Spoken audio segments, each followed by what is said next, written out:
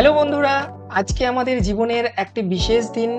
কারণ আজ আমরা যাচ্ছি আমাদের প্রথম আন্তর্জাতিক ট্রিপে কলকাতা থেকে ফুকেট, থাইল্যান্ড। এই ভিডিওতে আমরা আজকে শেয়ার করব আমাদের প্ল্যানিং থেকে শুরু করে ভিসা, এয়ারপোর্ট এক্সপিরিয়েন্স, ফ্লাইট আর ফুকেটে পৌঁছানোর পর ফুকেটের প্রথম অভিজ্ঞতা। যদি আপনিও প্রথমবার বিদেশে ভ্রমণ করতে চান, বিশেষ করে থাইল্যান্ডে, তাহলে এই ভিডিওটি আপনার জন্য হেল্পফুল হবেই হবে। তো এখন আমরা চলে এসেছি নেতাজি সুভাষচন্দ্র বসু ইন্টারন্যাশনাল এয়ারপোর্টে। তো এখান থেকেই আমাদের যাত্রা মূলত আজকে শুরু হচ্ছে। তো এই হচ্ছে এয়ারপোর্ট এবং আমরা রয়েছি ইন্টারন্যাশনাল ডিপারচারে। মূলত আমরা গেট যেটা 5A বা 5B এখান থেকেই এন্ট্রি করতে হয়। এটা দিয়ে ইন্টারন্যাশনাল ফ্লাইটের জন্য এই গেট দিয়ে আপনারা ঢুকবেন। এয়ারপোর্টে ঢুকেই সর্বপ্রথম আপনার কাজ, এয়ারপোর্টের যে বোর্ড থাকবে, ডিসপ্লে বোর্ড, সেখানে আপনার ফ্লাইটের স্ট্যাটাসটা একবার চেক করে নেবেন, কি আপনার ফ্লাইট ডিলে আছে, কি ক্যান্সেল হয়ে গেল নাকি ওয়ান টাইম আছে। তো এরপর আপনি যে এয়ারলাইনের টিকিট কেটেছেন, আপনাকে সেই এয়ারলাইনের কাউন্টারে চলে যেতে হবে এবং সেখানে আপনার যদি চেক ইন ব্যাগেজ থাকে তো সেই চেক ইন ব্যাগেজটা জমা করতে হবে আর আপনাকে তারা একটা বোর্ডিং পাস দেবে, সেই বোর্ডিং পাসটা সংগ্রহ করতে হবে। তো আমরা মূলত এয়ার এশিয়ার টিকিট কেটেছিলাম। তো এয়ার এশিয়ার কাউন্টারে গিয়ে সেখানে আমাদের ব্যাগেজ জমা করলাম এবং আমরা বোর্ডিং পাস পেয়ে গেলাম। তো বোর্ডিং পাস পাওয়ার পর আমাদেরকে সোজা চলে যেতে হবে ইমিগ্রেশনে, কারণ এবার আমাদের ইমিগ্রেশন হবে। ইমিগ্রেশন করার পর হবে সিকিউরিটি চেকিং হওয়ার পর আপনি ফাইনালি পৌঁছে যাবেন আপনার গেটে, যেখান থেকে আপনার ফ্লাইট ছাড়বে এবং আপনাকে চেক ইন কাউন্টারেই বলে দেবে যে আপনার কত নম্বর গেট থেকে ফ্লাইটটা ছাড়বে। হ্যাঁ, এবং ডিসপ্লে তো শো করবে, আপনি ডিসপ্লেগুলো ফলো করতে পারেন। বড় বড় যে টিভি লাগানো থাকে ওতেও আপনার ফ্লাইট কত নম্বর গেট থেকে ছাড়বে সেটা কিন্তু ওখানে শো হবে। তো বন্ধুরা, আমার প্রথমে ইমিগ্রেশন হলো, খুব স্মুথলি ইমিগ্রেশন হয়ে গেল, কোনো সমস্যা হয়নি। তারপরে সিকিউরিটি চেকিং হলো, সেটাও খুবই স্মুথলি হয়ে গেল, কোনো রকমের সমস্যা হয়নি। ইমিগ্রেশন সিকিউরিটি কোনো জায়গাতেই আপনাকে ক্যামেরা করতে দেবে না, সো সেই জন্য আমি করিনি। তো এরপর আমি সোজাসুজি চলে এসেছি আমাদের যে গেট রয়েছে, গেটের কাছে। এখান থেকেই আমাদের এখন ফ্লাইট ধরতে হবে।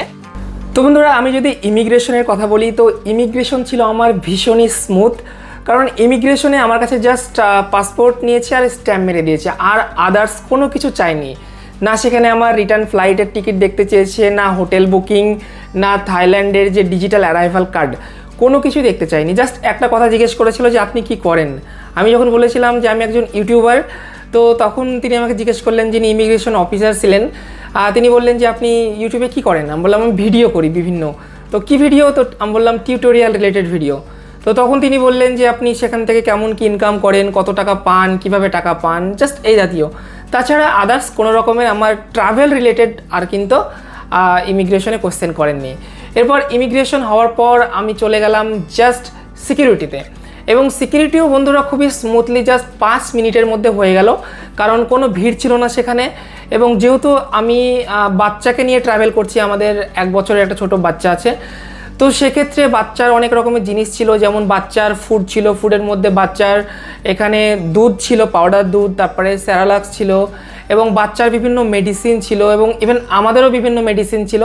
তো সেগুলো আমি সব করেছি, নিয়ে গেছি, কোনো কিছু আমাকে আটকায়নি, কোনো কোশ্চেন করেনি। তো আটকায়নি তার একটাই কারণ হতে পারে, আমি এইরকম করে প্যাকেট নিয়েছিলাম, এগুলো এইভাবে লক করা যায়, এই প্যাকেটগুলো এইভাবে, হ্যাঁ, জিপ ব্যাগ আমি অনলাইন থেকে কিনেছিলাম। তো এই টাইপের ব্যাগে আমি, যেমন এগুলো আমার বেবির ফুড রয়েছে, তো এরকম বেবির ফুড রেখেছি একটা ব্যাগে, তারপরে আর একটা ব্যাগে রেখেছি বেবির সমস্ত মেডিসিন, তারপরে আর একটা ব্যাগে রেখেছি আমাদের বিভিন্ন যেগুলো মেয়েদের মেকআপ কসমেটিক হয়, মেকআপ, সেগুলো আমি রেখেছিলাম। তার মধ্যে ধরুন সানস্ক্রিন, তারপরে এই জাতীয় বিভিন্ন লিকুইড জাতীয় জিনিসও কিন্তু নিয়েছিলাম, যেগুলো অ্যালাউ থাকে না, বাট যেহেতু এরকম প্যাকেটের মধ্যে আমি ভরে নিয়েছিলাম আলাদা আলাদা করে, তো সেক্ষেত্রে কিন্তু আমার সিকিউরিটিতে কোনো রকমের প্রবলেম হয়নি।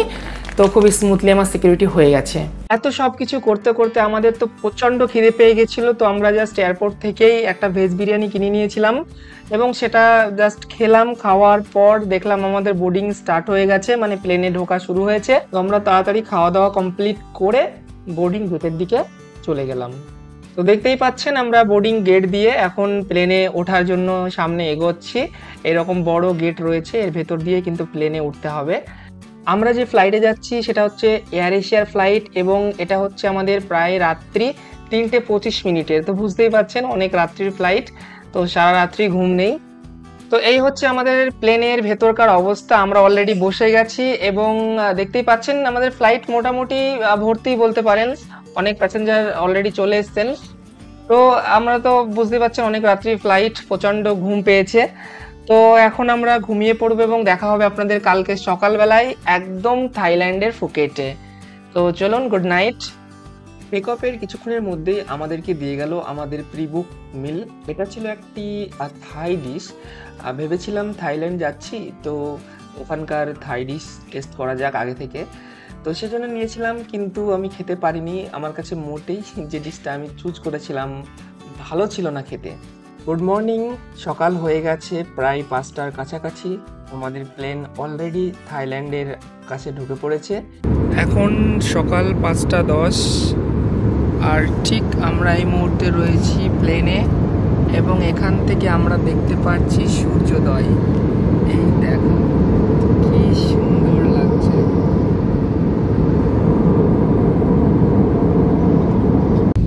অবশেষে আমাদের প্লেন পৌঁছে গেল থাইল্যান্ডের ফুকেট ইন্টারন্যাশনাল এয়ারপোর্টে একদম যথারীতি টাইমে।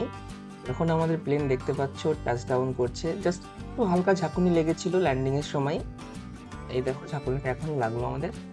আমরা সাকসেসফুলি থাইল্যান্ডে ল্যান্ড হয়ে গেলাম। তো এখন আমাদের কাজ হচ্ছে, ফার্স্ট কাজ হচ্ছে থাইল্যান্ডের এয়ারপোর্টে গিয়ে ইমিগ্রেশন করা। তো এরপর প্লেন থেকে নামার পর আমাদেরকে বাসে করে নিতে আসলো, মানে প্লেনটা যে টার্মিনাল এয়ারপোর্টের সেখান থেকে একটু দূরে দাঁড়িয়েছিল, দেন সেখান থেকে আমাদেরকে বাসে করে নিয়ে এয়ারপোর্টের মেন টার্মিনালে নিয়ে গেল। তো সবার প্রথমে আমাদেরকে যেটা করতে হলো, এয়ারপোর্টের মধ্যে পৌঁছানোর পর সরাসরি চলে গেলাম ইমিগ্রেশনে। ওখানে আলাদা করে কোনো রকমের ভিসা নেওয়ার দরকার হয় না, বা ভিসা অন অ্যারাইভালের যে কাউন্টার সেখানেও যাওয়ার দরকার হয় না। জাস্ট আপনি প্লেন থেকে নেমে ওখানে যে বোর্ড থাকবে, বোর্ড দেখে দেখে চলে যাবেন ইমিগ্রেশনে। তো আমরা ইমিগ্রেশনে গেলাম এবং যথারীতি আমাদের প্লেনের সকলেই ইমিগ্রেশনে গেল, আমরা তাদেরকে ফলো করে চলে গেলাম। এবার ওখানে ইমিগ্রেশনে মোটামুটি 6-7টা মতো কাউন্টার রয়েছে ইন্টারন্যাশনাল যারা আসবে তাদের জন্য ইমিগ্রেশন। এবার সেখানে কিন্তু ভিড় প্রচুর ছিল। আমাদের আগেও কিছু প্লেন ল্যান্ড হয়েছিল, সেগুলোর প্যাসেঞ্জার ছিল, আমাদের ফ্লাইটের প্যাসেঞ্জার ছিল। তো মোটামুটি আমরা মনে করেন 40-50 জনের পরে ছিলাম, বাট টাইম কিন্তু সেরকম লাগেনি।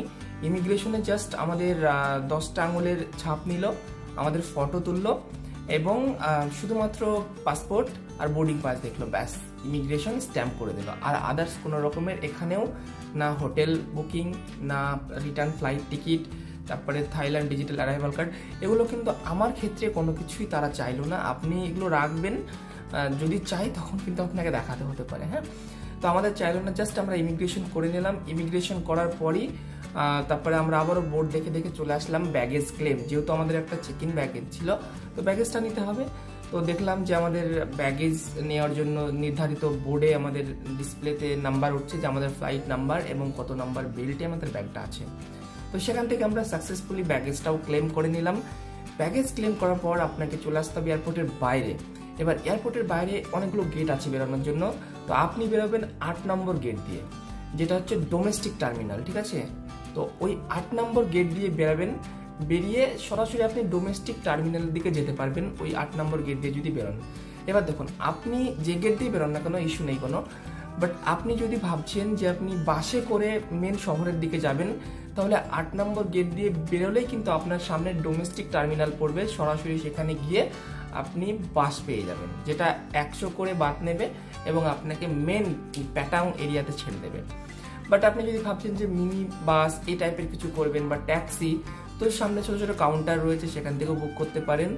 বাট আমাদের কাছে যেহেতু বাচ্চা ছিল, তো সেই জন্যে বাসে করে যাওয়া একটু চাপের ছিল, তো সেই জন্য আমরা একটা ক্যাব করে নিয়েছিলাম। ক্যাব আপনি বুক করতে পারবেন নর্মালি গ্রাব বলে একটা অ্যাপ রয়েছে, সেই অ্যাপসের মাধ্যমে। আমরা যেমন ইন্ডিয়াতে ওলা উবার চলে, ওখানে তো নেই, ওখানে গ্রাব বলে একটা অ্যাপ আছে।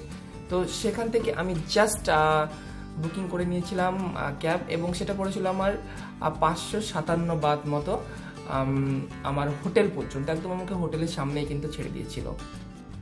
তো 10টা নাগাদ আমরা পৌঁছে গেলাম আমাদের রিসর্টে। তো রিসর্টটার নাম ছিল দ্য ন্যাচারাল রিসর্ট। খুব সাজানো গোছানো একটা রিসর্ট বলতে পারেন, বাট সেখানে সমস্যা হচ্ছে চেক ইন টাইম ছিল দুপুর 2টো। তো আমরা 10টার সময় পৌঁছে গেছি, তো অনেকটাই ওয়েট করতে হবে আমাদেরকে। তো আমরা সেখান থেকে চলে গেলাম, ব্যাগেজগুলো রাখলাম রিসর্টে সমস্ত ফর্মালিটিস পূরণ করলাম, করে ব্যাগেজ রেখে আমরা চলে গেলাম কাছেই প্যাটং বিচে। সেখানে টাইম কাটালাম 3-4 ঘন্টা, টাইম কাটিয়ে তারপরে চলে আসলাম আমাদের হোটেল রুমে। চেক ইন হয়ে গেল, জাস্ট রুমে চলে আসলাম। তারপরে দেখুন রুমের কি অবস্থা। এই হচ্ছে আমাদের রুম 5113। অ্যান্ড রুমে এন্ট্রি করেই দেখো, তোমাদেরকে দেখাচ্ছি কত সুন্দর রুমটা। ওকে, এখানে এই টাইপের লক সিস্টেম আছে, কি হোল্ডার আছে। অ্যান্ড এখানে পাচ্ছি একটা আমরা বড় কিং সাইজ বেড, তার ঠিক ওপরে একটা সুন্দর পেন্টিং, এদিকে রয়েছে মিরর, এবং বাইরে এরকম অনেক রুম রয়েছে। এদিকে রয়েছে সুইমিং পুল, আর রয়েছে ঠিক সামনে টিভি। আর এইদিকে রয়েছে দেখো মজার জিনিস, আমাদের একটা ছোট বাচ্চা আছে, তার জন্য মনে হয় এরকম একটা আমাদেরকে দিয়েছে যাতে বাচ্চারা শুতে পারে। উপরে এসি রয়েছে, অ্যান্ড এদিকটা মিরর, এদিকটায় আমি, আর এখানে আমাদের ব্যাগপত্র রয়েছে। আর এখানটায় কিছু জিনিস রয়েছে দেখো, চা কফি করার জন্য এটসেট্রা এটসেট্রা। এখানে একটা মিনি ফ্রিজ রয়েছে, ফ্রিজে কিছু রাখতে পারি আমরা। এখানে জামা কাপড় রাখার জন্য বড় একটা আলমারি টাইপ রয়েছে, এদিকেও রয়েছে। অ্যান্ড এখানটায় ওয়াশরুম লেভেলের, এখানে সুন্দর ওয়াশরুম রয়েছে, হেয়ার ড্রাই রয়েছে, হেয়ার ড্রায়ার, গ্লাস, সব কিছু রয়েছে। এদিকটায় রয়েছে শাওয়ার। হ্যাঁ, তো এই হচ্ছে ওভারঅল আমাদের রুম। তো এখানে আমরা মোটামুটি 4 দিন থাকবো। হ্যাঁ, তো ওভারঅল কস্টিং তোমরা স্ক্রিনে দেখতে পাচ্ছ।